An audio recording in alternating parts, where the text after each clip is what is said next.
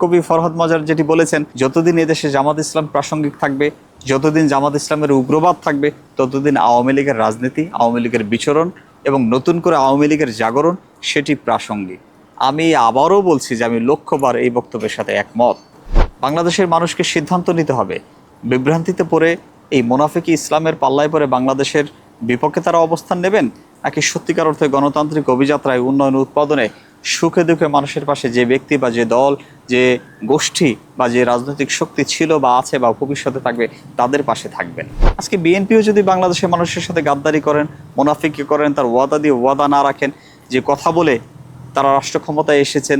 এই ২৬-এর নির্বাচনে তারা বিজয়ী হয়েছেন, জনগণের ভোট পেয়েছেন, সেই কথা সেই ওয়াদা যদি তারা ভুলে হঠকারিতার আশ্রয় নেন, তাহলে তাদের পরিণতি যে কতটা করুণ হবে সেটি আমার চেয়ে বোধহয় বিএনপি খুব ভালো করে জানে।